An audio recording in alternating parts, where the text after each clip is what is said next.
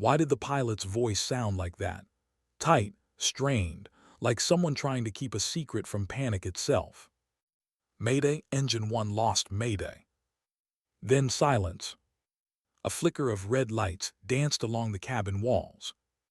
People looked up, confused, tense, the kind of silence that comes before understanding catches up. Seat 14A didn't move at first. The woman sitting there simply looked up from the faint reflection in her window, her eyes, sharp and calm, trained on the flashing control light above the aisle. Her name was Elena Voss. But no one on that flight knew that name, not anymore. She leaned forward slowly, her voice cutting through the murmurs around her. Switch to frequency 141.95. I'll send a vector. The flight attendant beside her froze mid-step. Ma'am, please, who are you? Elena's lips moved barely enough to be seen. Just someone who used to fly there. That was the first time anyone had heard the name Ghost Rider in 5 years. Outside, above the Atlantic, 2 silver streaks ripped across the clouds, F-22 Raptors banking in formation. Inside the lead jet, the pilot's eyes widened as the emergency beacon pulsed on his radar. Ghost Rider, that can't be right, she's dead. 5 years earlier, the world had buried Captain Elena Voss, NATO's top pilot, call sign Ghost Rider. She'd vanished during a classified operation over the Baltic Sea, declared KIA after flying straight into an electromagnetic storm. They'd called her reckless, disobedient, dangerous. But the truth had never made it to the surface. Now that same woman sat quietly among tourists and businessmen, wearing old headphones that still bore the faded NATO emblem, pretending to be no one. Her hands, the same hands that had once gripped the controls of an F-16, now held a cup of cheap airline coffee. Outside her window, clouds drifted like memories, beautiful, unreachable, indifferent. The boy in the seat ahead turned around, his small voice cutting through the white noise of engines. Ma'am, are you scared of flying? Elena smiled faintly, eyes softening.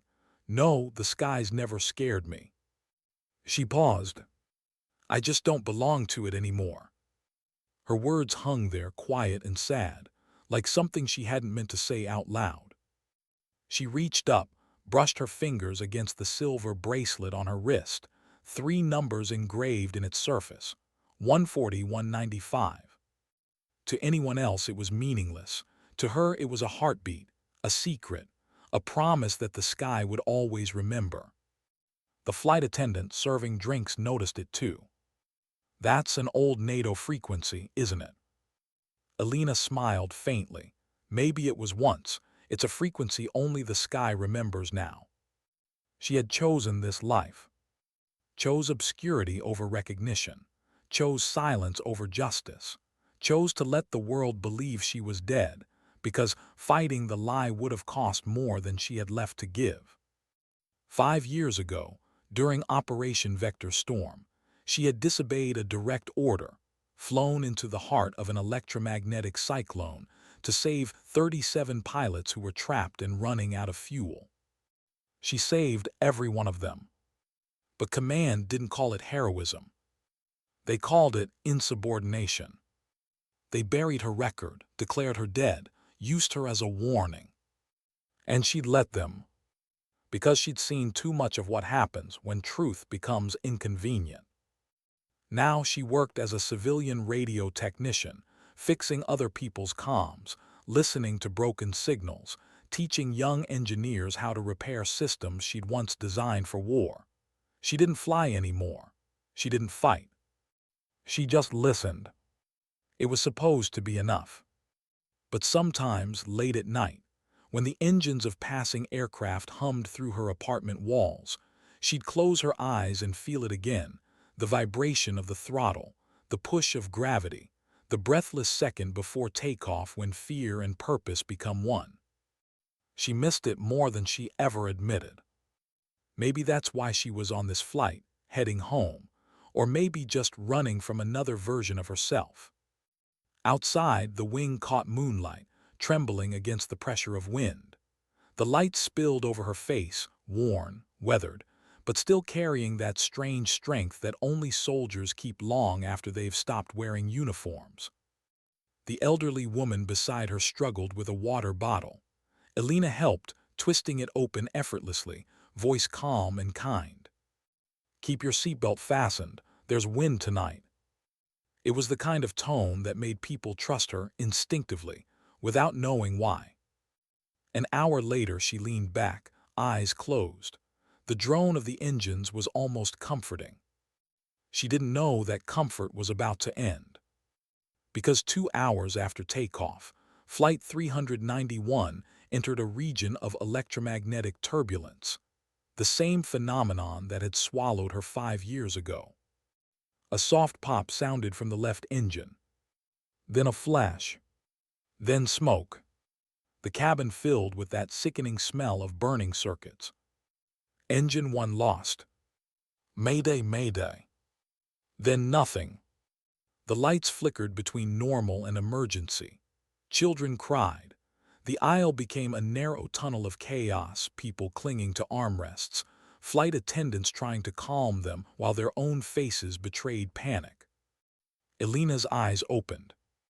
Sharp focused. That old part of her, the one that lived by instinct and checklists and calm under pressure, came alive before thought could even form.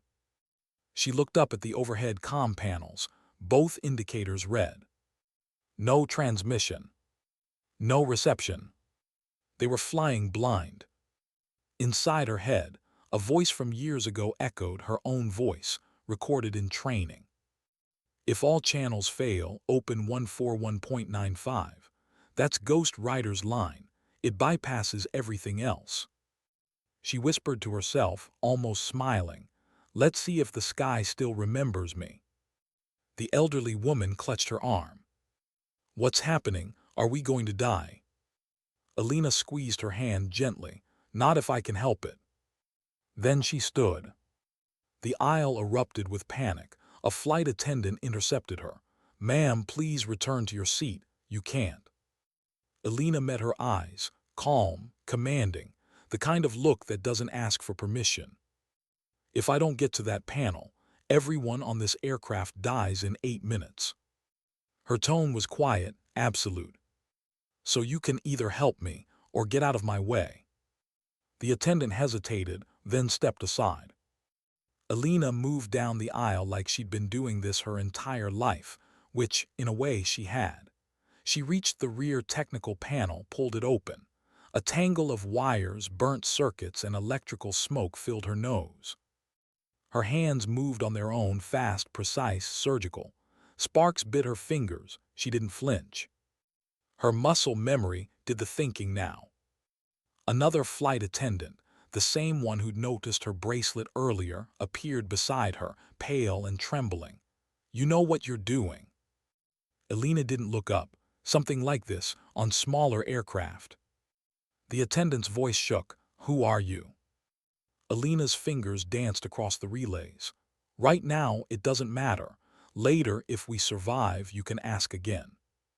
She patched the line, entered the old code she'd sworn she'd never use again. Ghost Rider active. The auxiliary light turned green. And just like that, 5 years of silence broke. Far away, in a NATO operations center in northern Germany, an alert screamed through the system. "Ghost Rider frequency, active transmission detected." The operator blinked at the screen. "That's impossible. That frequency's retired." His supervisor, a gray-haired colonel, leaned closer, his face drained of color. "That's her code, that, Elena Voss." He whispered, almost to himself. "She's alive." 2 F-22 Raptors on patrol near Iceland received the ping seconds later. Coordinates flashed on their HUDs. Emergency signal, civilian airliner, Ghost Rider authentication. The lead pilot, call sign Falcon 7, froze. "That can't be right, she's dead." His wingman replied, "Dead pilots don't broadcast authentication codes." Falcon 7's voice softened. "Then whoever's on that plane just saved it." Back inside Flight 391, Alina was guiding the crippled aircraft through the interference storm, her hands steady as she routed power from auxiliary systems. Her headset, an old relic she'd smuggled from her service days, hummed with static, then a faint voice. "Unidentified civilian aircraft, this is NATO command. Identify yourself." She hesitated, tears burning at the back of her eyes. Her voice came out low, controlled, but shaking slightly with memory. "This is Flight 391. You're reading the Ghost Rider frequency. Transmission patch from auxiliary civilian systems. Situation critical, engine 1 failure, comm blackout, 243 souls aboard." There was silence on the other end. Then a voice she recognized, older now, but unmistakable. "Alina." Her chest tightened. She didn't answer the name, didn't need to. She just said, "We need a vector." Outside the windows, two streaks of light appeared, F-22s cutting through the turbulence, flanking the airliner in perfect formation. The cabin gasped. Children pressed faces to glass. "Are those military jets?" Alina looked up. A faint smile broke across her face. "I asked the sky for help," she whispered, "and the sky remembered me." In the cockpit, the civilian pilots watched their instruments stabilize as the external radar lock connected through Ghost Rider's transmission. Whoever was controlling the auxiliary channel knew exactly what they were doing. One of them muttered, "Who the hell is she?" The other pilot answered softly, "Whoever she is, she just saved us." Alina stayed crouched near the comms bay, sweat mixing with smoke, her fingers still on the panel. Around her, people whispered, cried, prayed. She didn't. She just breathed. In through the nose, out through the mouth. Like she'd done before every mission, the ritual of control, of staying human when everything around you screams chaos. She told herself she didn't belong to the sky anymore. But tonight, the sky had called her name. And Ghost Rider had answered. What does redemption sound like? Maybe it's not applause. Maybe it's the quiet hum of engines holding together when they shouldn't.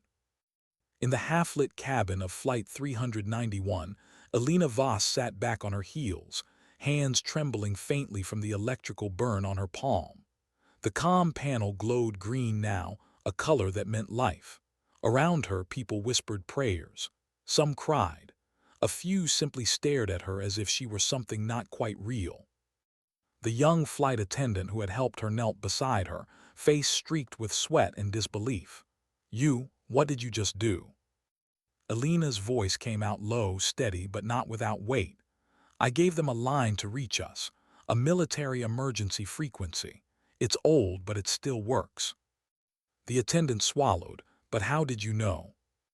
Alina looked at her for a long second. In that look were years of silence, grief, exile. "Because I built it." The woman blinked, unsure if she'd heard right. Above the clouds, two Raptors closed in on the crippled airliner. Their lights flickered through the storm like ghosts guiding the living. Inside one cockpit, Falcon 7's breathing came fast and shallow. He'd flown hundreds of sorties, seen his share of hell, but nothing like this. Nothing that made his hands shake the way they did now. "Command, this is Falcon 7.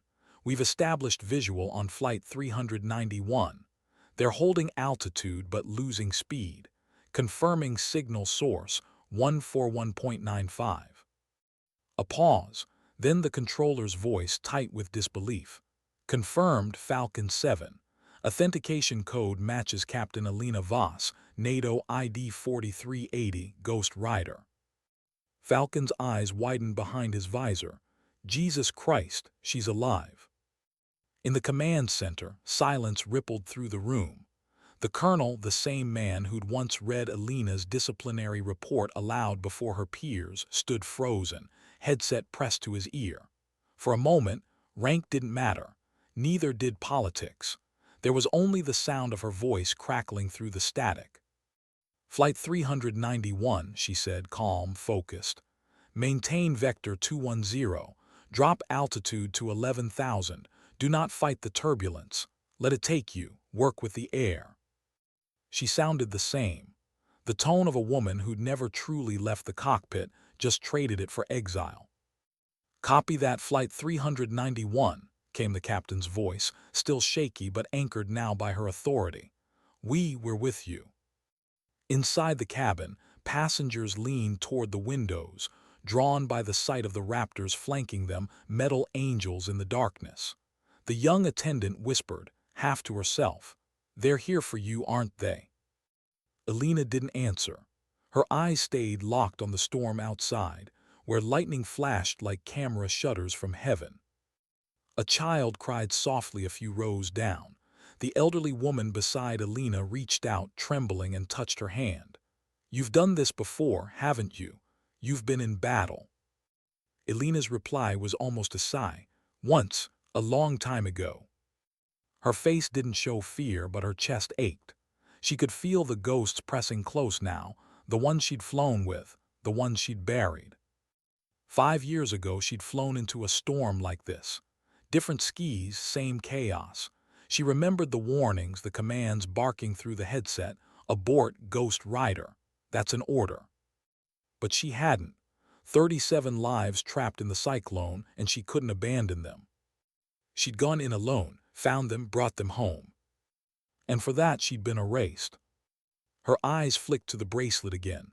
14195. Her line, her lifeline, her sin. She thought she'd made peace with being forgotten, that anonymity was the price of survival. But hearing the static hum to life, seeing those raptors outside her window, it stirred something she thought she'd buried for good. Redemption never comes loud. Sometimes it whispers through broken circuits. In the cockpit, Falcon 7's voice filled the line again. "Command, the civilian craft's auxiliary systems are stabilizing. Whoever's running Ghost Rider's channel, she's saving them in real time." "Copy that, Falcon 7, said the colonel, his voice breaking for the first time in decades. "Maintain escort until she's down." He muted his mic and turned to the junior officer beside him. "Pull everything on Operation Vector Storm. Every report, every recording. If what I think is true, we buried the wrong person." Back inside the airliner, the cabin lights flickered once more, then steadied. The turbulence eased just slightly. You could feel it, the collective breath of 243 people realizing they might live. Elena exhaled slowly, stabilizing power grid, redirecting navigation to secondary circuits. She spoke it softly, more to herself than anyone else. The young attendant crouched beside her. "How do you know all this?"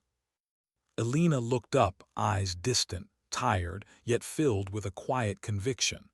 "Because I used to wear the uniform, and because I remember what it feels like when no one answers your call." The attendant nodded slowly, as if piecing it together. "Your Ghost Rider." Elena didn't confirm, she didn't have to. The look in her eyes said everything. A moment later, a crackle came through the auxiliary speaker, the lead pilot's voice from the cockpit. "Ma'am, whoever you are, you're guiding us like you've done this before. We'd like to know who's saving our lives." Elena smiled faintly, though her eyes glistened. "Just someone who remembers how to fly when everything falls apart." The radio hummed again, another voice, filtered through static. "Ghost Rider, this is Falcon 7, Marcus Cole speaking. You may not remember me, but I was one of the pilots you pulled out during Vector Storm." Her breath hitched. The name, the voice, she did remember. "I remember you," she said softly. "You were barely 23. You thought you were invincible." Falcon laughed weakly, voice cracking. "You told me to stop flying like a cowboy, said the sky isn't impressed by ego." Elena let out a small, broken laugh. Still true. For a moment the storm didn't matter. The noise, the chaos, it all faded into something quieter, something sacred. Then Falcon's tone changed, firm, reverent. "Command knows it's you. The whole ops center heard your signal. They're watching Ghost Rider, and they're sorry."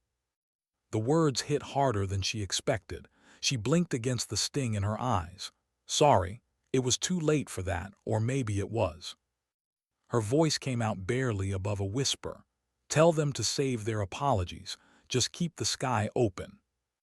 Outside, the Raptors adjusted their formation, aligning perfectly with the civilian craft's descent path. The lights through the storm looked like a corridor, a glowing runway in midair. Alina keyed her mic again. Hold altitude, gentle inputs only, the air's fractured, don't fight it. Yes, ma'am, replied the pilot, voice steadier now, following your lead. Down below, Iceland's coastline glimmered faintly beneath the clouds, a distant line between chaos and safety. The passengers still didn't know who she was, not really. To them, she was just the woman who fixed the radio. But the air around her felt different now, reverent.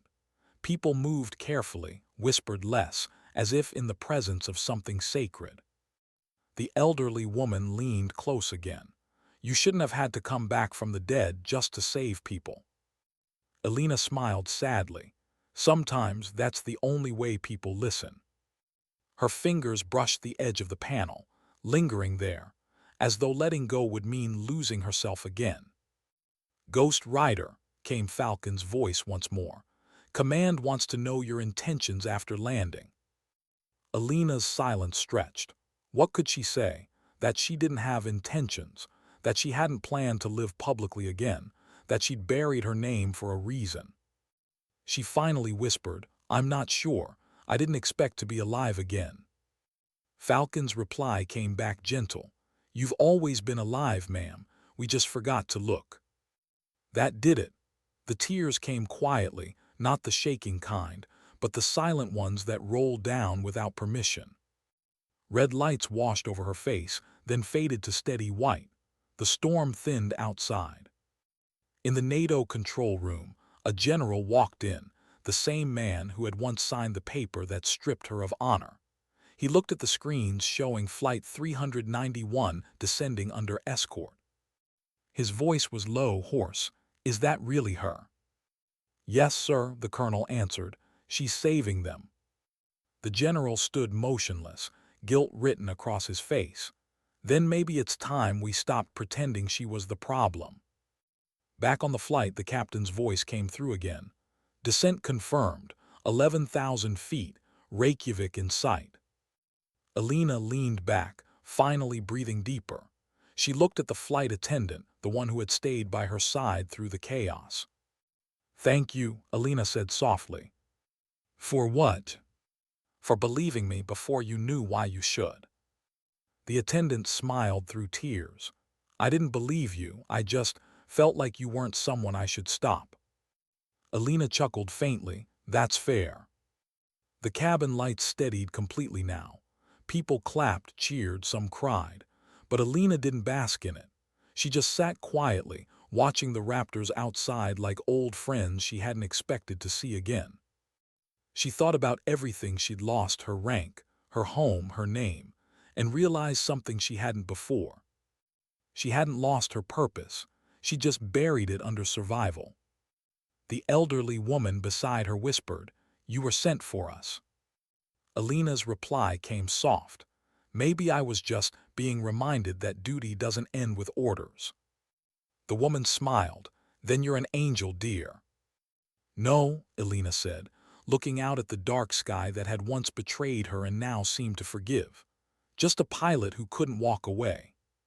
The Raptors signaled formation change. Falcon 7's voice cut through the line one last time before landing. Ghost Rider, on behalf of everyone who ever flew because of you, welcome home. Alina swallowed hard. Her answer came through steady, but full of something deeper than words. Copy that, Falcon 7, Ghost Rider standing by. Outside the window, lightning flashed one final time, illuminating her face, the calm in her eyes, the quiet pride she'd hidden for years. The sky wasn't done with her yet. Not tonight. When the wheels touched the runway, the sound didn't feel like landing. It felt like awakening. The cabin erupted in cheers, tears, applause. People hugged strangers. Flight attendants clung to each other in disbelief. Even the captain's voice cracked when he spoke through the intercom. "Ladies and gentlemen, welcome to Reykjavik, and welcome to life." But for Alina Voss, the sound of landing gear against asphalt wasn't triumph. It was memory, the echo of another night, 5 years ago, when she thought she'd never hear it again. As the aircraft slowed, the reflection of flashing lights strobed through the cabin windows, blue, red, white. Emergency vehicles lined the runway like soldiers standing at attention. And overhead, two F-22 Raptors banked low in a tight formation, their afterburners a streak of fire in salute. The old woman beside Alina clasped her hands together, eyes wet. "They're here for you, aren't they?" Alina exhaled, a tired, quiet breath. "They're here for everyone." But deep down she knew the truth, that no one summoned Raptors for a civilian plane. They were here because someone remembered a voice they'd buried.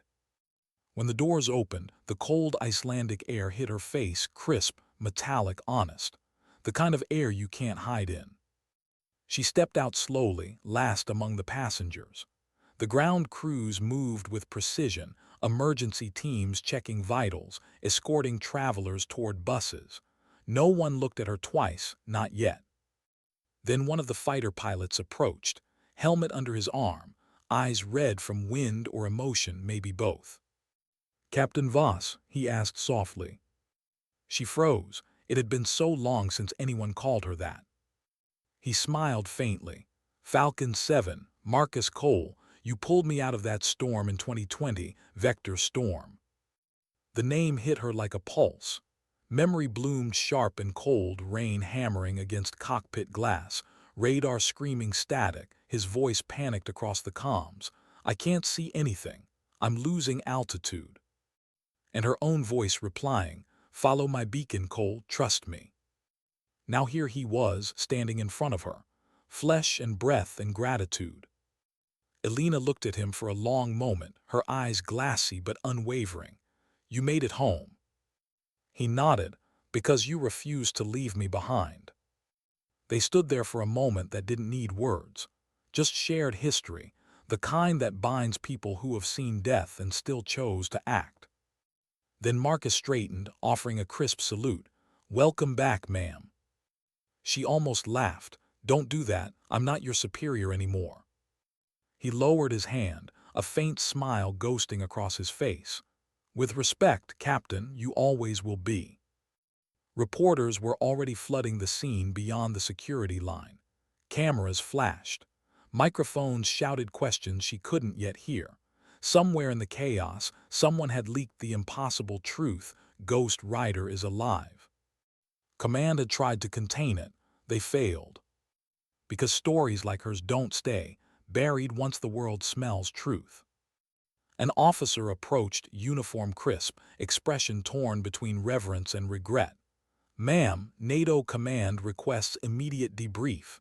They've dispatched a transport. You're to come with us." Alina tilted her head slightly. "Am I being detained?" He hesitated. "No, ma'am, you're being reinstated." That word hung in the air like smoke, or a question nobody could answer yet. She nodded slowly. "Then I'll give them what I can." As she walked toward the waiting vehicle, passengers began to notice, whispers rippling through the crowd. "That's her. The woman who saved us. She used to be a pilot." "No, the pilot." Someone started clapping, then another. Soon the sound swelled, a wave of gratitude rising into the cold night. Alina didn't turn around, she didn't wave, she just kept walking. Because heroes don't belong in applause. They belong in silence, where decisions are made and consequences are carried. The ride to the NATO compound was quiet. Marcus rode beside her, helmet in his lap, occasionally glancing her way as though confirming she was real. "You know," he said finally, "I never stopped telling people you were right, about Vector Storm, about the call you made." Alina's gaze stayed on the horizon, where dawn was starting to thin the night. "And what did they say?" "That I was sentimental, that I couldn't let go of a myth." She smirked faintly. You should have let me stay that way. Not a chance, he said softly. Some truths deserve daylight. At the command center, the air smelled of coffee, sweat, and guilt. Dozens of screens displayed the footage. Flight 391 escorted through lightning by two Raptors, the emergency frequency blinking alive, the woman at the comms bay holding the world together with her bare hands. The colonel, the one who'd signed her reprimand years ago, stood at the center of it all, waiting. His uniform was immaculate, his conscience less so. As Alina entered, conversation stopped. He took a slow breath. Captain Voss. Sir, she replied. I don't deserve to call you that, he said quietly, but I will anyway, because you earned it more than any of us. Alina's face didn't change. I didn't come for apologies, Colonel. I came because 243 people almost died and your systems weren't prepared. He nodded, accepting the blow. They are now because of you, because of the line you built, the one we shut down. His voice trembled slightly. We called it reckless, now we're calling it doctrine. He gestured toward the screens. From now on, 141.95 is a standing emergency channel. Ghost Rider frequency. Every pilot will know it. Every tower will monitor it. That's your legacy, Captain. Alina's gaze drifted to the monitor. Her own face froze in mid-transmission. Eyes steady, mouth set in that calm focus she'd learned to wear when the world was burning. I didn't do it for legacy, she said quietly. I did it because people needed help.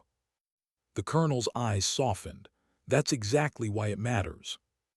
Behind the glass, journalists waited. The story had already gone global. Dead pilot saves 243 lives. Hashtags everywhere, tributes, sketches. A meme of her saying, "The sky remembers," had gone viral.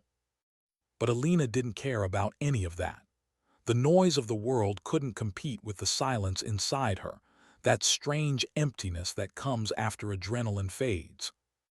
Marcus stood at her side. You don't have to face the press if you don't want to. I know. You could stay anonymous. Let them think Ghost Rider was a call sign, not a person. She looked at him. Would that make it easier for everyone? He hesitated. Maybe. She nodded. Then that's what we'll do. The colonel stepped forward, voice hesitant. Alina, before you decide anything, I need you to know something. He swallowed hard, the weight of old guilt visible. 5 years ago, I fought to classify Vector Storm, not because I doubted you, but because admitting you were right meant admitting command was wrong. I was a coward. Her expression didn't change. We all make choices. He nodded slowly. And we live with them. I just hope you'll let us fix ours. For a long moment, she said nothing. The air between them was heavy with memory, regret, and the quiet understanding of soldiers who'd both lost too much. Finally, she spoke. Then fix it for the right reasons, not because the world's watching. Do it because it's right. He nodded, understood.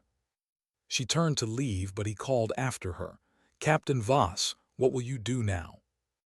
Alina paused, rest. And then, softer, for the first time in 5 years. Outside, dawn was breaking fully now. Light spilled over the tarmac, catching on frost, on the curved wings of the Raptors parked in silence. Marcus watched her as she stood there, the wind tugging at her jacket. They'll want interviews, medals, speeches. I don't want any of that. Then what do you want? She looked out over the horizon where the sky met the sea, infinite and unbroken, to disappear again, but this time by choice. He frowned. After all this. Especially after all this. She smiled faintly, the kind of smile that hurts more than it comforts. You know, Marcus, people think flying is about freedom. It's not. It's about trust. Between you and the sky, between you and yourself. And once you break that trust, you don't really fly anymore. You just fall slower. He didn't argue. Some truths don't need debate. As she walked toward the base exit, reporters called out her name, cameras flashing, microphones thrust forward. She didn't stop, didn't answer, because Ghost Rider had done her part. And Alina Voss, the woman who died 5 years ago, wasn't supposed to exist anymore. She paused at the gate, turning once to look back at the jets lined up against the pale morning sky. They looked smaller now, not because they were less powerful, but because she'd finally learned something bigger than flight, the courage to let go. Her voice was soft when she spoke, almost carried away by the wind. Sometimes dignity doesn't speak, it simply acts. Then she walked away, not into exile this time, but into peace. And above her, two raptors lifted off again, one of them trailing slightly behind, then rising into a vertical climb, disappearing into sunlight. The missing man formation. The salute they once gave to the dead. Only this time, the dead woman was alive and walking quietly beneath the sky that had finally forgiven her. What happens when the world resurrects a ghost? The story broke before dawn fully touched Europe.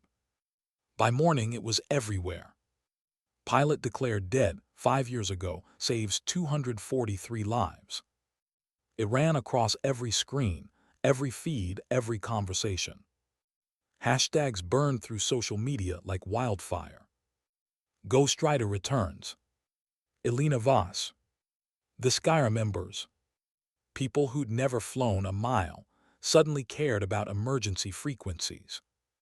Pilots who trained under her decades-old radio protocols replayed her voice, that calm, unshakable tone that could guide men through hell.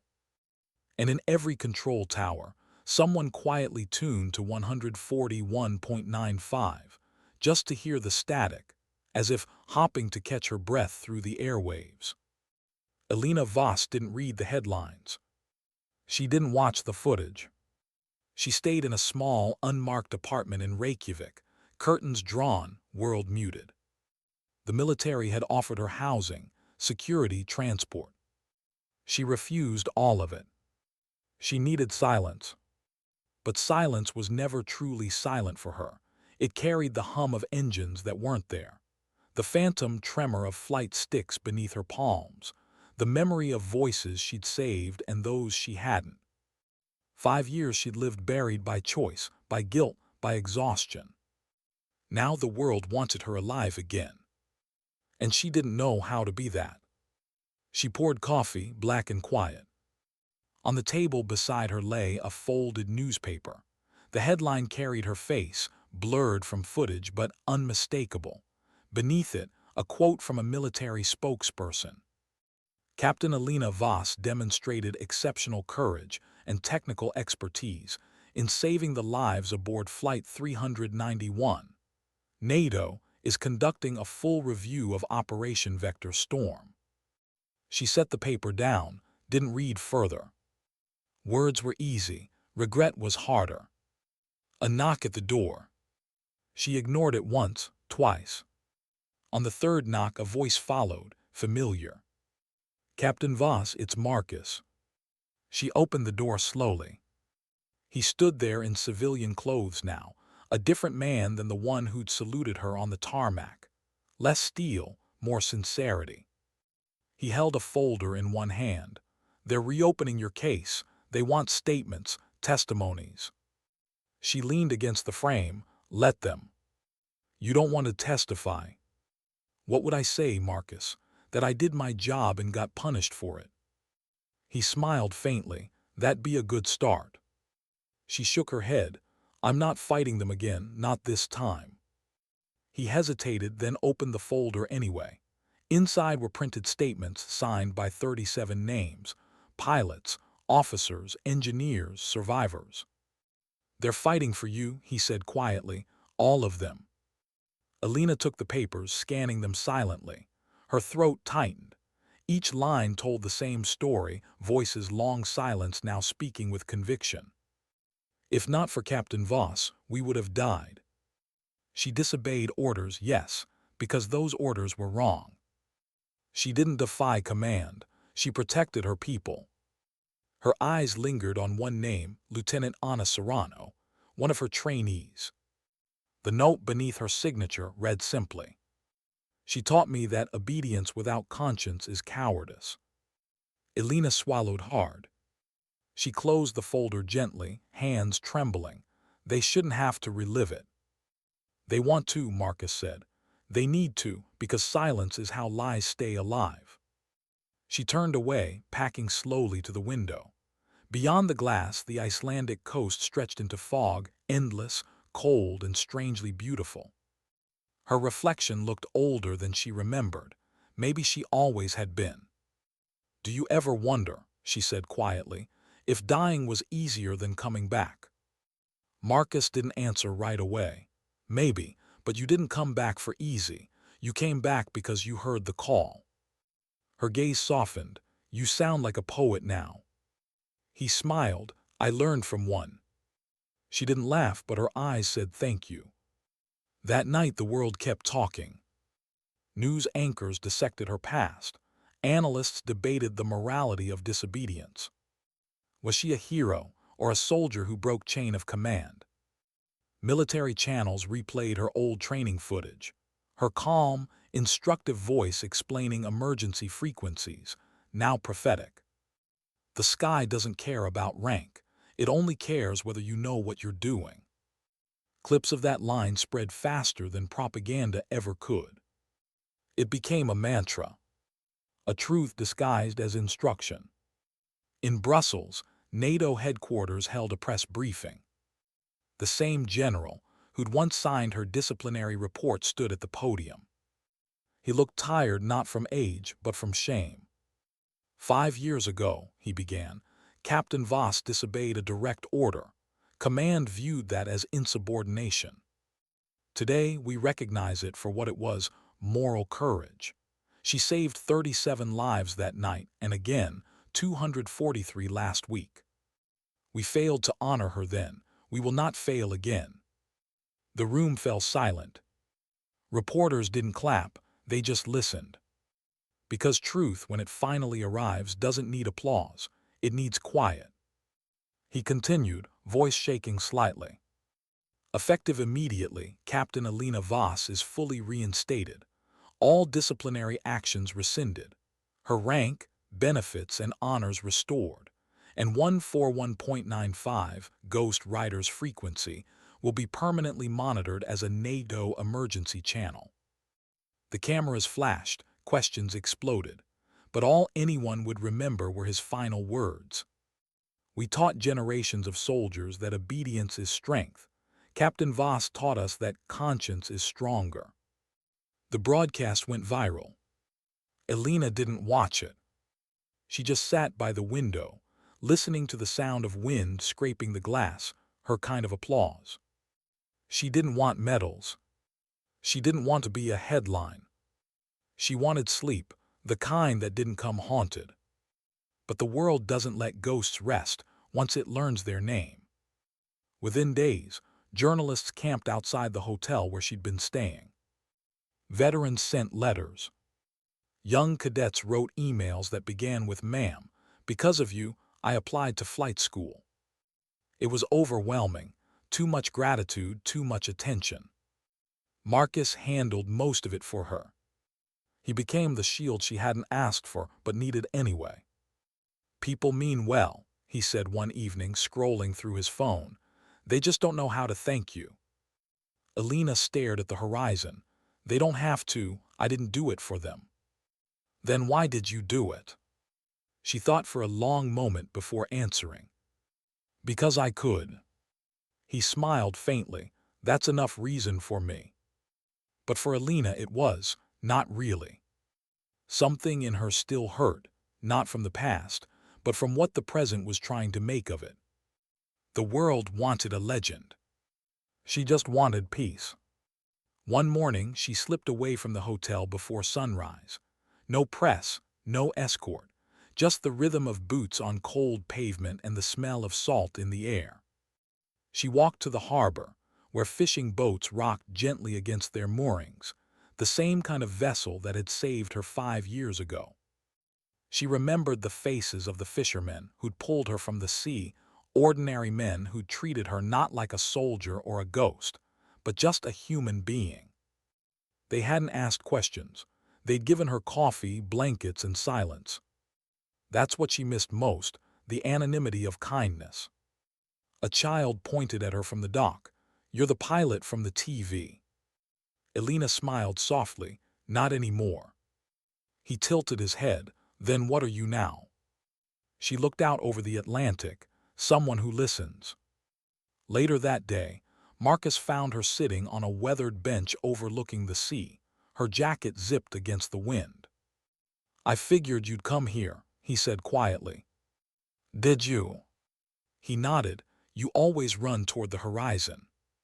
She smirked faintly. "And you always follow." He handed her a small envelope.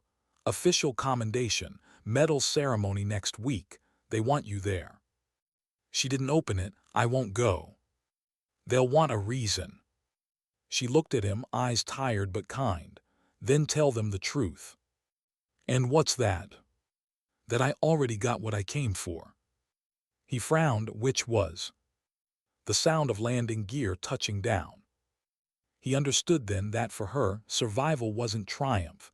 It was closure. They sat in silence, watching waves break against the rocks. Above them, a faint contrail streaked across the sky, distant, fleeting. Elena followed it with her eyes. "It's strange," she murmured. "For 5 years I thought I'd lost the sky. Turns out it never lost me." Marcus smiled. "You gave it a reason to listen again." She nodded slightly, voice quiet. "Maybe now it can rest." For a long while they said nothing. The sea spoke for them, constant, unjudging. Behind them, the world still argued about her. Hero or rebel, savior or deserter. But out here, it didn't matter. Out here, Elena Voss wasn't Ghost Rider. She was just someone who'd done her duty and learned that sometimes doing right costs you everything, and that's still worth the price. When the sun dipped low, Marcus stood. "They'll keep calling you, you know." "I know. And you'll keep ignoring them." "Probably." He chuckled. "Then what should I tell them when they ask where you are?" Elena smiled, eyes still on the horizon. "Tell them the sky finally let me go." When history wants to worship you, peace becomes a harder war to fight. By the time the medal ceremony began, Elena Voss was already gone. Not vanished, exactly, just quietly stepped out of the spotlight she'd never wanted to stand in. No press release, no farewell speech. She simply didn't show up. The audience in Brussels waited for hours. Cameras aimed at an empty chair draped with a folded flight jacket, her old one, worn and sun-bleached, the NATO insignia barely visible anymore. When the general stepped to the podium, the applause felt hollow. "Captain Elena Voss," he began, voice unsteady, "has chosen silence once more. Perhaps that's her final lesson, that duty doesn't require witnesses." The audience fell quiet. Across the world, people watching on live streams felt something they couldn't name, admiration tinged with sadness. And somewhere far from the noise, on the rugged coast of northern Iceland, Elena sat on a cliff edge, wrapped in an old gray coat, watching the sea swallow the last light of day. The waves below crashed against jagged rock. She loved that sound, chaotic but consistent, the kind of rhythm that didn't need approval to exist. She'd been staying in a small fishing town, renting a spare room above a cafe that smelled of coffee and brine. The locals knew her only as Lena. Quiet, helpful, always tipping too much. No one asked questions, that's why she stayed. Every morning she walked along the shoreline, collecting bits of sea glass, each piece smooth, weathered, translucent, remnants made beautiful by erosion. She never kept them long. She'd throw them back into the tide, whispering, still flying, as the water carried them away. But no one heals in perfect silence. At night, dreams came back, fractured flashes of lightning, the smell of burning insulation, the voice of command telling her to abort. Then the sound that never left her, static cutting through fear. "Ghost Rider, hold your vector." She'd wake with tears she couldn't explain. One evening, the cafe owner handed her a small portable radio. "News says they're nomming the new emergency frequency after someone called Ghost Rider," he said with a smile. "You used to fly, didn't you?" Elena smiled politely. "A long time ago." He shrugged, pouring her coffee. "Whoever she was, sounds like she knew what she was doing." "She did," Elena said softly. "She just learned too late that knowing isn't always enough." Later that night, she turned on the radio. The voice coming through belonged to Marcus Cole, now speaking at the NATO symposium in Brussels. He sounded nervous but resolute. "When I was a rookie pilot, Captain Voss told me something I never forgot. She said, the sky is honest. It gives you what you earn, nothing more, nothing less. For years, I thought she was talking about flight. Now I understand she meant life." He paused, voice tightening. "She never asked for recognition. So if she chooses silence again, that silence is her medal." Elena turned the dial slowly until the static swallowed his words. Silence, her language, her armor. The following morning, a knock came at her door. When she opened it, Marcus stood there, wearing a heavy coat and a faint smile. "Took me 3 days to find you," he said. She raised an eyebrow. "You shouldn't have." "I had to deliver something." He held up a small box, simple and unadorned. Inside lay the medal she'd refused, silver wings mounted on dark blue velvet. He placed it on the table between them. "I don't want it," she said. "I know, that's why it's yours." She sighed, sitting opposite him. "Why are you really here, Marcus?" He hesitated.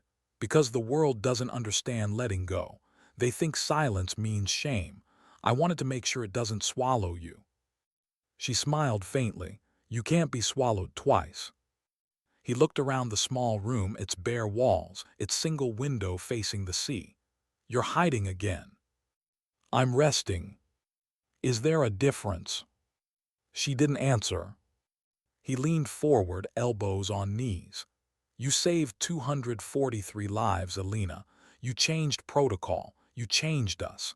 And now you're sitting here pretending none of it matters." Her tone stayed calm. "It matters, just not to the world, to me, that's enough." Marcus studied her face, the same calm resolve he'd seen in the storm. "You really believe that?" She met his gaze. "You have to, or the noise will eat you alive." They sat in silence for a while, the only sound the wind rattling the window frame. Finally she asked, "How's the squadron?" He smiled. "Better. They still talk about you. Half of them tattooed 141.95 on their wrists." She shook her head, amused and pained at once. "Fools." "Grateful fools," he corrected. He hesitated, then added, "Command wants to name a training base after you." Elena winced. "God help them." "You could make it official. Show up, give a speech." She laughed softly. "The day I start giving speeches, the sky will fall." Marcus looked at her a long time before standing. "You'll disappear again, won't you?" She didn't deny it. He nodded, pulling a folded envelope from his coat. "I figured as much. If you ever decide to come back, if you ever need a place, this is my address." She took it, fingers brushing his. "Thank you, Marcus." He smiled sadly. "For what?" "For knowing when to stop asking." After he left, she opened the box one last time. The metal caught a fragment of sunlight, gleaming faintly. She traced its edges, then set it on the windowsill. By nightfall, it was gone, carried away by the wind that never stayed long enough to be owned. Days passed, then weeks. The world moved on, but whispers lingered. Pilots swore they sometimes heard a faint female voice on 141.95, steady, calm, instructive. Most called it interference. Others called it faith. At NATO's control center, a young operator once claimed he'd caught a full sentence through static. "Hold your vector, you're not alone."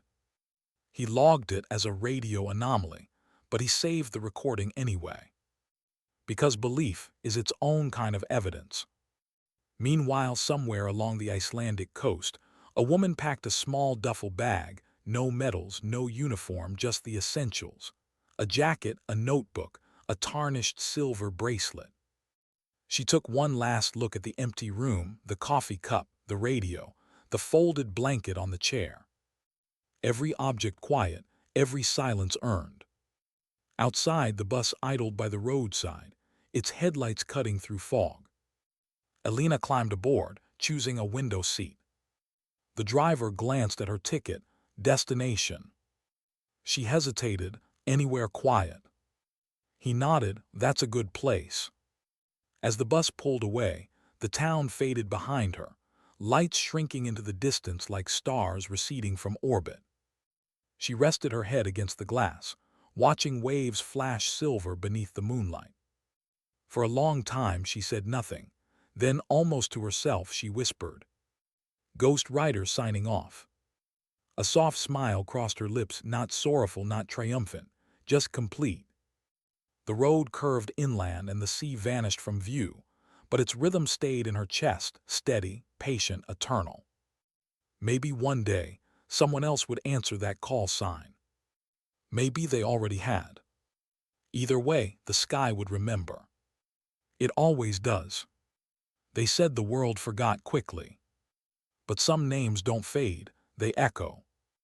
Months passed.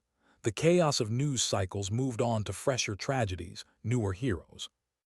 But the name Ghost Rider stayed, whispered in hangars, painted under cockpit canopies, etched into dog tags. Pilots still tuned to 141.95 megahertz before every flight, not because protocol demanded it, but because ritual did. At NATO Air Command, a young lieutenant ran a diagnostic one night and noticed something odd. The emergency channel, her channel, was still active even when no one transmitted. A faint hum, a heartbeat of static that came and went with the wind. He logged it, shrugged, probably atmospheric noise. But before closing the file, he typed one extra line. Sounds like breathing. Somewhere above the North Atlantic, a commercial airliner hit mild turbulence. The first officer, half joking, switched to the backup frequency and said, "You there, Ghost Rider?" Nothing, just static. Then, barely audible, "Hold your vector." The crew exchanged nervous smiles. "Old recordings," the captain said. But both men flew a little straighter afterward. In Reykjavik, Marcus Cole stood on the pier where Alina had once watched the sunset. He'd been reassigned, promoted, decorated. But none of it felt like victory. He carried two things in his flight jacket: a photo of his squadron and her bracelet, the one she'd worn, engraved 141.95. It had washed ashore weeks after she disappeared again, found by a fisherman, delivered to command, passed through too many hands before it reached him.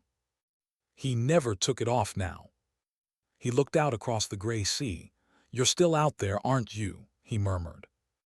No one answered, but a gull cut across the horizon, tracing a perfect arc over the waves. He smiled. "Yeah, I thought so." The investigation into Operation Vector Storm concluded 6 months after Flight 391. The official report ran 427 pages, filled with graphs, signatures, declassified transcripts. But the first line said everything. Captain Alina Voss acted in accordance with the highest traditions of military service and humanity. Command issued a public apology, broadcast across every defense network. Pilots stood in silence as the statement played over loudspeakers, the kind of silence that means respect, not absence. When the final words echoed, "We honor her courage and her conscience," more than a few people wiped their eyes. They named a new training facility after her, Voss Aviation Institute. The motto painted across its entrance read, "The sky remembers." Inside, cadets studied her recovered flight data, her mission logs, her recorded lectures.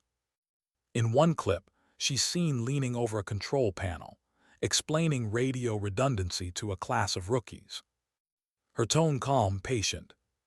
When all systems fail, she says, you still have judgment, and judgment's not a switch, it's a choice. The footage became mandatory viewing. Some called it doctrine, others scripture. Outside the classroom walls, the legend grew quieter but deeper. Artists painted her silhouette against storm clouds. Writers turned her into metaphor, the pilot who refused death because someone still needed directions. A poet wrote, she didn't defy gravity, she defied permission. But legends simplify what they can't understand. And Alina had never been simple. She wasn't myth. She was the kind of truth that embarrasses comfort. The kind that reminds people that duty without heart is obedience, and obedience without thought is surrender. So the military kept her story alive, not to glorify disobedience, but to remind new pilots that orders are only as righteous as the reasons behind them. At the annual memorial for fallen aviators, Marcus was invited to speak. He stood beneath a sky streaked with contrails, his voice steady. We used to think courage meant following commands until the end. Captain Voss showed us it also means knowing when the end isn't the right place to stop. As he spoke, the jets overhead performed the missing man formation. One peeled off, climbing straight toward the sun, disappearing in blinding light. For a second the crowd was silent. Then faintly, a breeze carried a line of radio chatter across the speakers. No one knew where it came from. Ghost writers standing by. Later that night, Marcus sat alone in the mess hall, replaying that phrase. He'd checked the frequencies, nothing, no source. But the sound had been too clear, too human to dismiss. He found himself smiling again. You never did follow protocol, did you? He imagined her somewhere far north, maybe in a coastal village, maybe living under another name, maybe gone completely. But he liked to believe she was still listening. Still flying, in whatever way souls do when bodies give up the sky. Far away, in a tiny harbor town lit only by a single street lamp, a woman closed her notebook. Her handwriting filled its last page, neat, steady, deliberate. The sky doesn't owe me anything. But I owe it a proper goodbye. She tore the page out, folded it carefully, and tucked it inside a small tin box already filled with seashells, ticket stubs, and one broken radio dial. Then she slipped on her boots and walked toward the cliffs. The wind was fierce tonight, the kind that carries voices. Below, waves roared like distant engines. She stood there for a while, eyes tracing constellations. They looked different from this latitude, but she could still find the one she'd navigated by during training, Cassiopeia, the queen in the sky. She smiled, still stubborn, aren't you? In the darkness, a faint hum came from the old handheld transceiver hanging around her neck. Static at first, then a voice. This is Falcon 7, Ghost Rider, you copy. She closed her eyes. Copy Falcon 7. Where are you? She looked out across the water, where I belong. Command still owes you a debrief. She laughed softly. Tell them to file it under completed mission. You sure about that? Positive. Then what do I tell them? Tell them the sky finally has what it needs. Static swallowed the rest. She switched the radio off, set it beside her on the rock, and whispered, signing off for real this time. The waves thundered below, and somewhere high above, a meteor cut a brief silver line across the night, a flash that vanished almost as soon as it appeared. Weeks later, a local fisherman reported finding a small tin box wedged between stones at the base of that same cliff. Inside, a folded note. No signature, just words written in an unmistakable hand. Flying isn't about height. It's about faith. Keep the frequency alive. The box was turned over to NATO.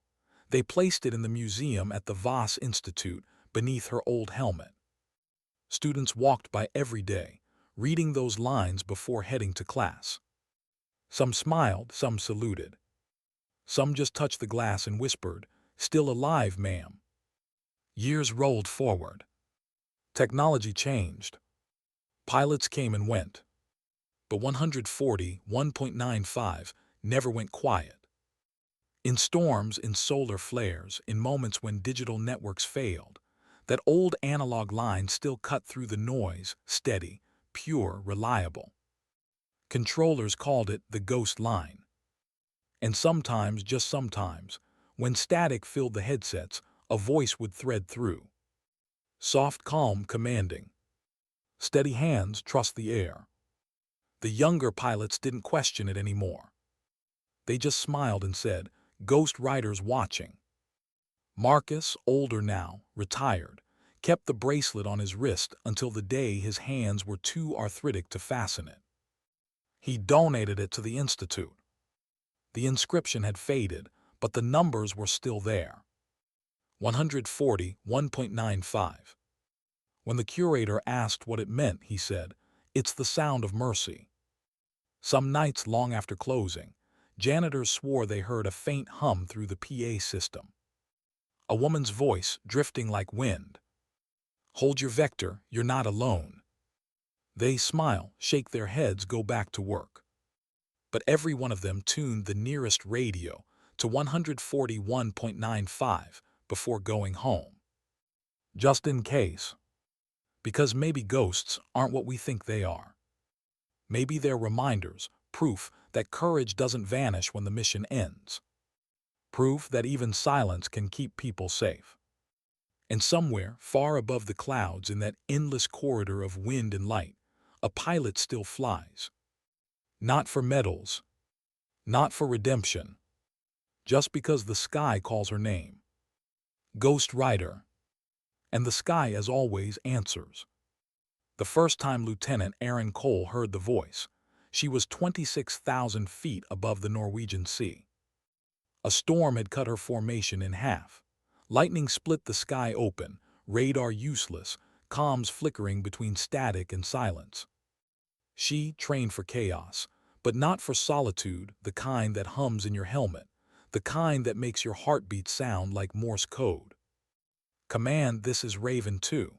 I've lost visual, repeat, lost visual." No answer. The screen blinked, no link. She gritted her teeth, adjusted trim, tried again. Then faintly, through the static. "Don't fight the turbulence, work with it." Her breath caught. The voice was calm, female, low. It didn't sound like control. It didn't sound like anyone she knew. "Say again." "Hold your vector, 11,000, trust the air." Her pulse slowed, she obeyed. The storm opened like a door, a clear channel of air, her altimeter steadied. When she broke through the clouds, her squadron reappeared like ghosts finding formation. Later, when she landed, the others said they never heard the transmission. She didn't argue, she didn't try to explain. Because she knew that frequency. She studied it her entire career. 141.95, the Ghost Rider line. At the Voss Aviation Institute, her name was carved into the wall beside other legends, but hers had a single word beneath it: listen. Cadets whispered that if you tuned the simulator's radio late at night, you could still hear her voice giving instructions, cool, patient, unshakable. Nobody knew if it was archived training audio or something else. Nobody asked. Because in the quiet, belief was easier than proof. Marcus Cole visited the institute once a year now. His hair had gone white, his posture slower, but his eyes were still sharp, the kind that could read horizon from emotion. He'd become something of a relic himself, a living connection to a ghost. The younger pilots treated him with the kind of reverence reserved for saints or survivors. He didn't correct them, he just told stories. Not about battles or heroics, about moments. About the night Alina fixed a radio with a safety pin. About the time she rerouted power mid-flight using nothing but instinct. about how she could fly through silence and still make people believe they weren't alone. He always ended the same way. She didn't save people because she had to. She saved them because she could. One night after giving a lecture, a young pilot lingered behind. Erin Cole, his granddaughter. She wore her flight jacket open, same stubborn eyes he once had. "Grandpa," she said, "do you really think she's still out there?" He smiled softly. "She's in every pilot who hears her before they panic. She's in every decision made for the right reason, not the easy one. So yeah, she's out there." Erin nodded, looking up at the banner above the simulator bay, the sky REMBRS. She smiled faintly. "Then I guess we keep talking to her." In another part of the world, a journalist worked on a documentary about her ghost rider, the pilot who wouldn't die. He wanted interviews, footage, sound bites. He got plenty of the first two, but the third, the voice, eluded him. Every recording of her last transmissions from Flight 391 had interference at the same point, right before landing, her final words. Audio engineers couldn't clean it. Technicians tried reprocessing algorithms. Nothing. But those who listened closely swore they could hear something faint beneath the static, like a heartbeat. The journalist titled that section "The Frequency That Breathes."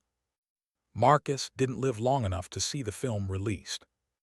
He died quietly at home, seated in his armchair facing a framed photo of his old squadron. His bracelet still around his wrist. The radio beside him tuned to 141.95. When the coroner removed the headphones, the faintest sound was playing through them, static and a soft, rhythmic hum. Almost like someone whispering, "Copy that, Falcon 7. The news reached the Institute the next morning. Cadets gathered in the hangar, observing a minute of silence. Then, without instruction, someone switched on the intercom system and played a snippet from Ghost Rider's training tape, her real voice this time. "You never stop learning from the sky, because it always knows more than you." The sound filled the hall. And when it faded, Erin whispered, "Rest easy, both of you." A few months later, during a multinational exercise, an emergency occurred, a calm blackout over the Atlantic. A transport aircraft went silent for 12 minutes. Every channel dead. Then, out of nowhere, a ping came through on 141.95. Voice clear, calm, familiar. "Flight 71, adjust heading 085. You'll find clean air in 3 clicks. Maintain composure, you're not alone." The transport reestablished connection minutes later, landing safely. When asked who guided them, the pilots swore it was a NATO control operator. Female, late 30s, accent neutral. But no such operator existed in the system logs. The channel source was blank. They filed it as a technical anomaly. But the mission report had one unofficial note at the bottom, handwritten by the captain. Ghost Rider answered. Legends usually fade into noise. This one didn't. It turned into something quieter, a cultural heartbeat. Leadership programs quoted her words. Psychology courses studied her moral calculus. Even non-military organizations taught the Ghost Rider principle. When systems fail, trust conscience. In one conference, a scholar asked, "Why do we still talk about her?" A veteran answered, "Because she's the kind of story that makes people better at being human." Erin Cole eventually became an instructor herself. Every year, she taught new cadets about crisis decision-making, using the vector storm files as case study. She told them, "Your flight path is defined by 2 questions. What do you see and what do you believe?" Sometimes, after class, she'd walk alone to the memorial wall where Elena's helmet and tin box were displayed. She'd trace her finger along the inscription, "Keep the frequency alive." And she'd whisper, "Still trying, ma'am." On the anniversary of the Flight 391 rescue, NATO organized a global moment of silence. Pilots in more than 40 countries synchronized to 141.95 and transmitted one word each: gratitude, courage, honor. It lasted less than a minute, but to those listening, it sounded like the heartbeat of humanity itself. After the event, a technician monitoring the feed noticed a faint signal after the line cleared. Weak, almost inaudible. But when he enhanced it, a voice emerged through static. Ghost Rider standing by. He turned to his supervisor, eyes wide. "Did you hear that?" The man smiled tiredly. "Of course, we always do." Later that night, Erin sat alone in her quarters, radio tuned to the same channel. Outside, the northern lights rippled across the sky, green and gold like waves of memory. She spoke softly into the mic. "Ghost Rider, if you're still listening, we kept our promise. The frequency's alive." Silence. Then faintly, the same voice, unmistakable. "Copy that, Lieutenant. Fly well." Her breath caught, "How?" But the static swallowed it again. She smiled through tears. "Yes, ma'am." She didn't tell anyone. Some things aren't meant to be proven. They're meant to be believed. And maybe that was the final truth Elena Voss ever wanted the world to understand. That you don't have to be seen to be heard. That legacy isn't about fame, but about frequency, what we send out and who it helps survive. Her signal was still out there, in every calm voice under pressure, in every choice made quietly but rightly, in every pilot who remembered that courage doesn't shout, it whispers. The sky didn't just remember her. It spoke her language now. What happens to a frequency when no one is left to speak it? Does it fade into static, or does it wait quietly for someone new to listen? Years passed, technology changed again. Digital replaced analog, satellites replaced signal towers. And yet, one line never shut down, 141.95 megahertz. No one dared deactivate it. The manuals called it redundancy. Pilots called it reverence. On stormy nights, when lightning fractured the sky, that old frequency hummed faintly, like a memory refusing to die. The world had moved on, yes. But somewhere in the heart of aviation, in classrooms, in cockpits, in quiet control towers, Ghost Rider was still flying. At the Voss Institute, the museum had grown into a small temple. Visitors came not for spectacle, but for silence. There were no holograms, no guided tour. Just a room lined with glass, and the sound of recorded static playing softly through speakers, a tribute to the calm within chaos. In the center, under dim light, sat three objects: her helmet, her bracelet, and a radio dial turned forever to 141.95. A plaque beneath it read, "The sky remembers because someone listened." Students came in before exams just to sit there. Some prayed, some cried. Some whispered things only ghosts were meant to hear. Erin Cole was older now. Her hair streaked with gray, her posture marked by years of flight. But when she stood at the front of the auditorium, her voice carried the same calm authority Elena once had, that measured tone that could cut through panic and make silence listen. "This isn't about flying," she told her students. "It's about responsibility. When systems fail, when people freeze, when orders conflict with conscience, what do you follow?" Someone in the back raised a hand. "Ma'am, how do you know what's right?" Erin smiled faintly. "You don't, not always. But if you listen hard enough, sometimes the sky answers." The students exchanged glances, unsure if she was speaking metaphorically or not.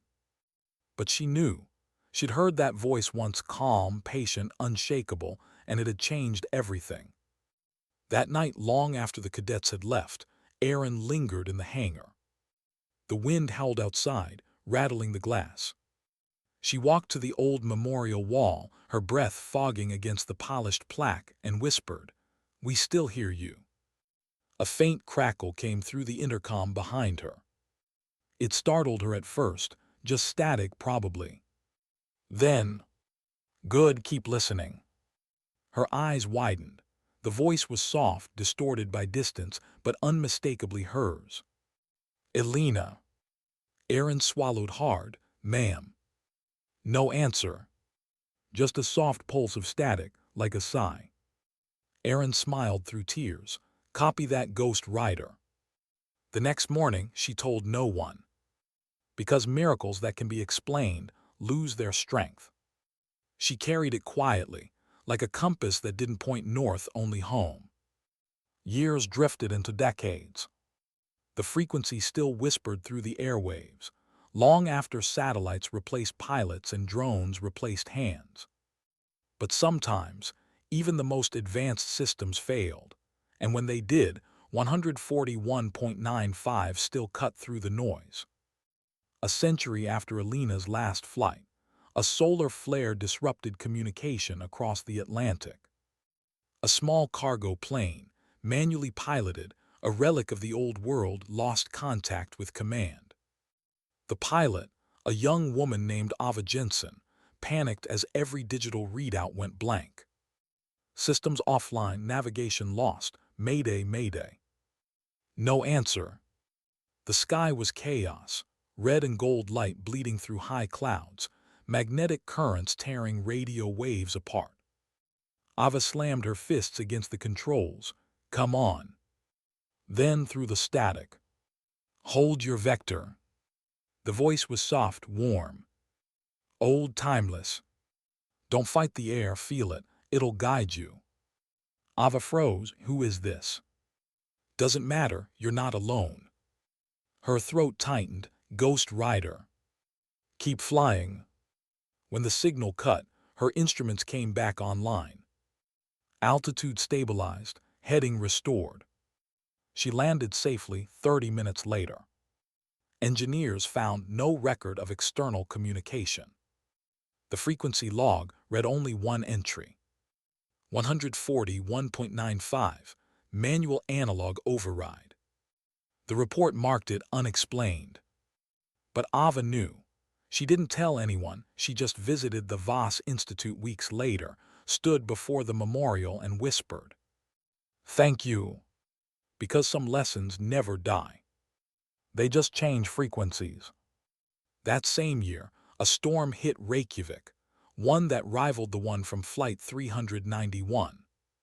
Lightning tore the sky open above the cliffs, where Elena had once stood decades earlier. Locals said the air itself hummed. Fishermen out at sea swore they saw something impossible. A faint light moving through the clouds, not a plane, not lightning, just a steady glow tracing invisible paths across the night. It circled once, twice, then vanished into the storm. The next morning, the coast was calm again. But people who walked the shoreline that day said they found small pieces of sea glass scattered everywhere, smooth, silver gray, glinting faintly like polished steel. They said it looked like sky debris. Others said it looked like blessings. And maybe that's what Ghost Rider became. Not a person, not a myth, but an idea that refused to crash. Every generation needs one. A voice that reminds them that systems break, that people fail, but conscience doesn't. A reminder that silence isn't absence, it's composure. That even when you're declared dead, you can still save lives if you remember how to listen. One last transmission was recorded years later by an experimental satellite scanning the upper atmosphere. It picked up an analog pulse, faint, rhythmic, undirected. Scientists dismissed it as interference. But the waveform matched a NATO distress pattern long retired. When they filtered the data, they heard a voice buried deep beneath the noise. The words were fragmented, almost gone. But the last three were clear. "The sky remembers." Maybe it does. Maybe that's why some nights, when pilots fly over the North Atlantic, They swear the stars look different there, aligned in the faint outline of a wing. Maybe that's why static sometimes sounds like breathing. Maybe that's why frequencies hum even when no one's speaking. Because memory isn't about names. It's about echoes, the kind that carry courage forward. Elena Voss never asked for monuments. She never wanted headlines or medals. She wanted truth. She wanted peace. And above all, she wanted the world to keep flying even when she couldn't. She got her wish. Somewhere in the infinite stretch of sky between science and spirit, a voice still travels across the airwaves. Calm, confident, eternal. Hold your vector, trust the air, you're not alone. The static fades. The world keeps listening. Because some stories never end. They just keep transmitting. Sometimes dignity doesn't speak. It simply acts. And the sky remembers.